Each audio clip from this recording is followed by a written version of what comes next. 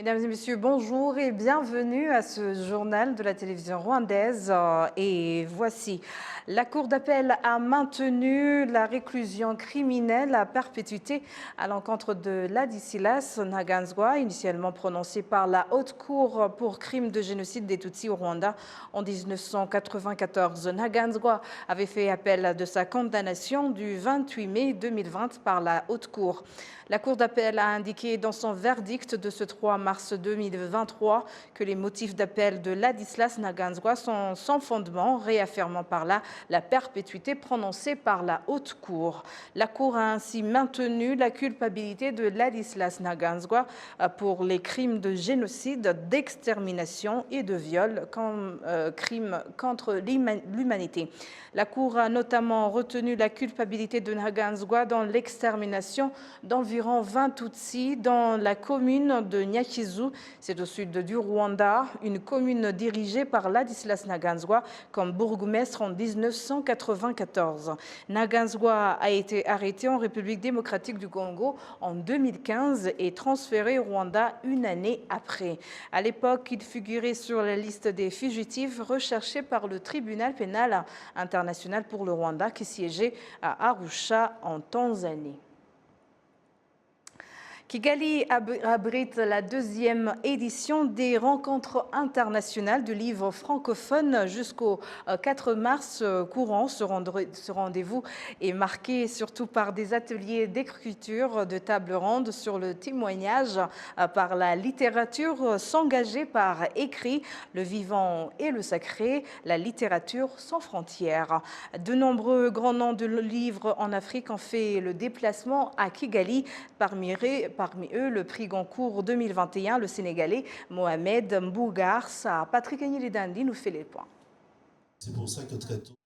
La deuxième fois que le Rwanda organise les rencontres internationales des livres francophones. Sous l'initiative du Centre culturel francophone du Rwanda, cette deuxième édition se tient du 1er au 4 mars courant à Kigali. Plusieurs grandes pointures du livre francophone du monde ont fait les déplacements de Kigali. Ils viennent d'Europe, des Caraïbes, d'Afrique, mais aussi des ressortissants rwandais. Mohamed Kassimi, Carole Kalemera, Bernard Lagier, Vincent Mabachaka, Yolande Muka Gassana, Dorsi Rugamba, Wilfried Sondé, Beata Oumoubiei Merez et bien sûr le prix Goncourt 2021, le Sénégalais Mohamed Mbougar Sarr. On a imaginé ce projet l'année dernière, où c'était donc les premières éditions des rencontres internationales du livre francophone, suite à une idée d'un auteur rwandais, Joseph Ndiawine, qui avait l'idée de créer un salon du livre. Et à partir de cette idée, on a, disons, consolidé cette idée de salon par des rencontres, qui seraient des rencontres à la fois littéraires, mais aussi des rencontres professionnelles, pour promouvoir le désir de lecture dans la société rwandaise, promouvoir le livre et promouvoir les écrivains rwandais, mais aussi du continent. Et on a conçu la programmation à partir de quelques, disons, modalités de sélection des auteurs, avec l'idée que Kigali soit une plateforme continentale de la littérature francophone, avec l'idée d'associer et d'inviter les auteurs issus du continent africain ou vivant sur le continent africain et écrivant en langue française à venir partager et débattre autour de thématiques qu'on a préalablement définies. Pour ça, on a travaillé donc nous, Institut français, avec Ishio Art Center, donc Carole Karemera, Beata Oumoubiei Merez, Dominique Sélis et Joseph Ndiawine sur les éléments de programmation de ces rencontres du livre. À part des échanges autour du livre, ces rencontres sont aussi l'occasion de faire des interventions dans les écoles avec des explications du métier d'écrivain aux élèves des différentes écoles de la capitale rwandaise. Une floraison d'activités qui a débuté en mai 2021 avec l'ouverture du nouveau centre culturel francophone de Kigali. C'est le fruit de collaboration. Il y a une équipe qui porte ce projet. Tu m'adresses la question personnellement, donc je vais répondre aussi un peu par jeu. Moi, c'est un très très grand plaisir pour moi de travailler dans ce pays parce que je constate qu'il y a beaucoup d'initiatives extraordinaires, il y a beaucoup d'artistes incroyables que je découvre encore tous les jours. Et le désir que j'ai et qu'on a dans cette équipe, c'est de pouvoir faire partager ces créations pour le plus grand nombre. Mais le centre culturel, c'est aussi des cours de français et on voit qu'il y a disons, un retour de la langue française dans ce pays, un retour d'un intérêt pour cette langue. Et le centre culturel francophone, c'est aussi sa vocation. Dans l'idée que j'avais, c'était de pouvoir, disons, promouvoir les artistes émergents de ce pays, les jeunes artistes qui ont un talent et qui ont tous les moyens de sortir de des frontières du Rwanda pour aller en France, aller en Europe et aussi aller dans d'autres pays africains. Et voilà, la culture, je trouve que c'est un endroit formidable de partage, de rassemblement. C'est un endroit de communion et c'est un endroit de compréhension du monde. C'est un endroit c'est aussi un lieu de compréhension. C'est un bon moyen pour connaître les autres et aller vers l'autre. Les écrivains qui ont fait les déplacements de Kigali ont livré à Arabié le contenu de ce qu'ils ont réservé au public de Kigali, à commencer par le prix Goncourt 2021, le Sénégalais Mohamed Bougar Sarr. Je leur dirais que c'est normal d'avoir peur, de ne pas se sentir légitime quand on est jeune et qu'on ne sait pas tellement comment faire pour entrer dans ce monde de l'écriture, de l'édition. Ce que je leur dirais, c'est d'abord d'être patient, de prendre le temps de se former véritablement. C'est-à-dire que l'envie d'écrire est un préalable, le désir d'écrire est tout à fait fondamental, mais il doit se doubler de la formation qui consiste à lire d'abord beaucoup. Il n'y a pas d'école pour l'écriture, c'est-à-dire que personne ne pourra vous apprendre à écrire. Mais ce qu'il y a, ce sont des écrivains qui ont écrit avant vous et qui vous donnent peut-être un certain nombre d'indications pour former votre sensibilité littéraire, savoir ce que vous devez écrire. Et ça prend beaucoup de temps. Avant d'écrire, même si j'ai commencé à publier assez jeune, j'ai passé de longues années à lire, mais vraiment sans autre but que d'accumuler comme ça une culture littéraire, un savoir littéraire et une envie de connaître le maximum d'écrivains possibles du monde entier. D'abord, j'ai, comme on l'a dit, des attaches un peu affectives et personnelles avec le Rwanda. Puis je viens de l'Afrique de l'Est, donc je ne suis pas très loin, n'est-ce pas? On me dit souvent que je ressemble aussi à la population locale, et je le sais, puisqu'à Djibouti, je connaissais aussi des amis burundais ou rwandais qu'on confondait avec les Djiboutiens ou les Somaliens. Donc il y a cette proximité géographique dans un premier temps. Et dans un deuxième temps, ça fait partie de mon travail d'écrivain francophone, africain de langue française. Je l'enseigne aussi ces littératures. Donc je suis de près, à titre personnel, à titre professionnel, à titre artistique, ce qui s'est fait. Et donc, par exemple, nous accueillons les jeunes écrivains rwandais comme Beata Merez Oumi Mieye ou d'autres, donc, comment elle s'appelle, Gaël Faye, etc. Donc c'est presque aussi à titre...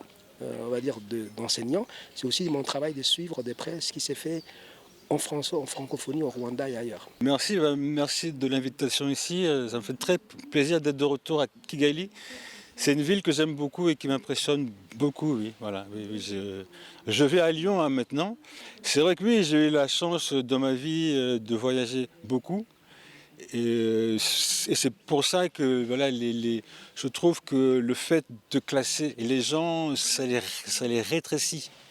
Voilà, donc oui, je suis pour des identités multiples, dynamiques, et qui soient le plus large possible pour qu'on trouve des espaces pour être ensemble. Les écrivains se sont également réjouis du pas franchi par le pays, du chaos de 1994 avec les génocides contre les Tutsis, à la résilience des Rwandais, mais aussi le développement rapide du pays. Je ne peux pas avoir une vie d'ensemble, ce sont des impressions, mais moi j'en reste là, je suis un artiste, donc je ne fais pas une étude scientifique élaborée, définitive, tu vois. Mais il me semble que le sentiment que j'ai, les artistes rwandais, ou parfois franco-rwandais ou d'origine rwandaise, ou en tout cas qui ont une relation avec le Rwanda et que je rencontre à l'extérieur déjà, des gens comme, je parlais des scolastiques Mukasongo ou Gaël Faye ou Beata ou Merez Oumumie, on a l'impression qu'on est dans maintenant une phase où on va être, où les génocides, il y a des jeunes Rwandais de 25 ans qui ne connaissent même pas cette histoire-là. Donc on est dans une nouvelle phase, on est une nouvelle génération et la médiation, elle s'est faite différemment. J'étais très heureux de discuter avec un jeune artiste rwandais qui me disait, mais moi en fait je m'inspire de l'esthétique japonaise et comment par exemple les Japonais ont intégré leur culture tout en étant ouverts à la modernité. Donc je trouve que par exemple ces pistes-là sont des pistes d'avenir. Bon, c'est sûr que ce qui d'emblée est impressionnant dans ce pays, bon, vous le savez mieux que moi, la résilience. Voilà, ce pays a su passer du chaos à, à un pays qui est une vitrine. Donc ça fait beaucoup de bien. Voilà, ce pays dit au monde, c'est possible. Voilà, il y a dans d'autres pays que je ne citerai pas pour ne froisser personne, on a l'impression qu'il y a du fatalisme, les choses ne changent pas. Le Rwanda a montré qu'avec de la volonté, une vision, un projet de société, ça bouge. Les amoureux de la lecture et des mots, ainsi que du théâtre, profiteront de ces rencontres internationales du livre francophone pour exhiber leur talent.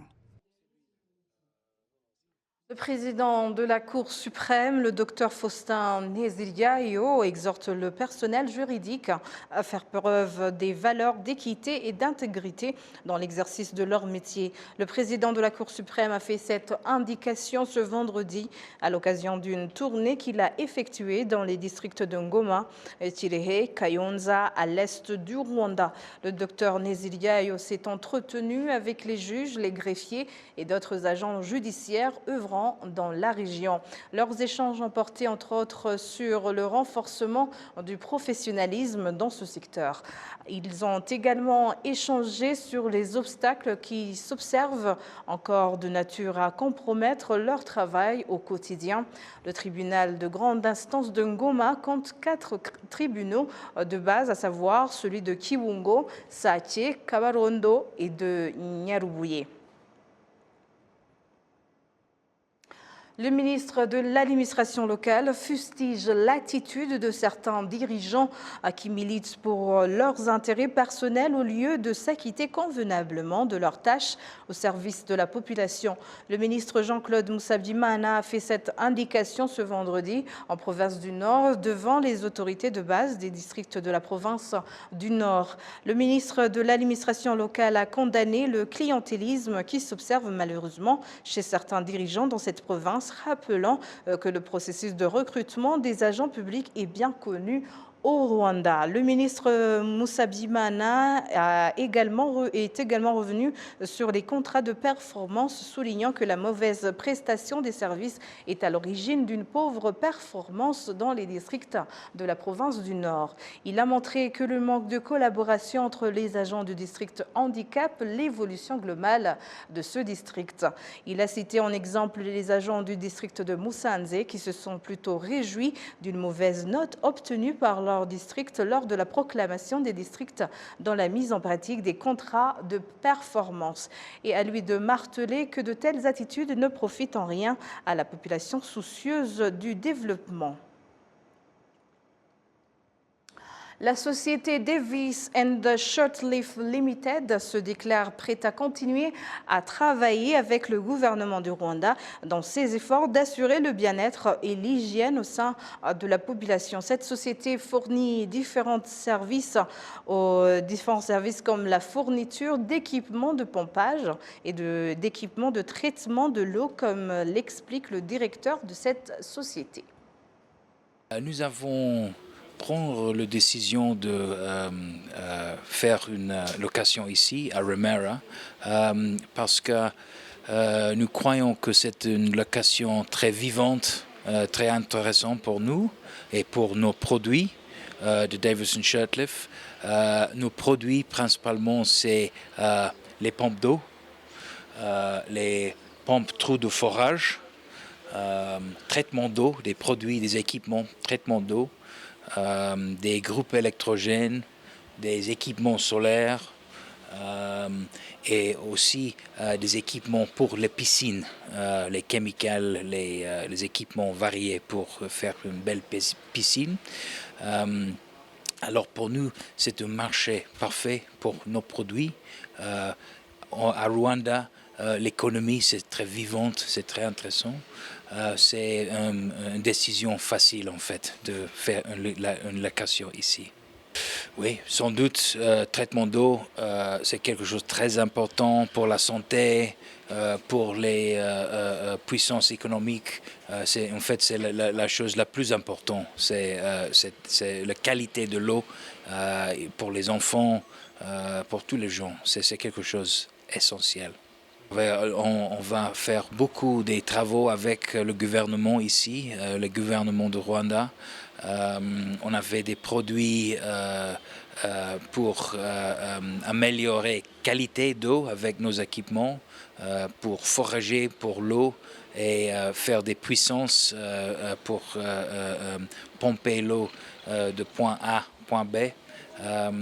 Nous avons fait des projets solaires aux régions de solaire, des locations municipales. Alors on va faire aussi encore des projets.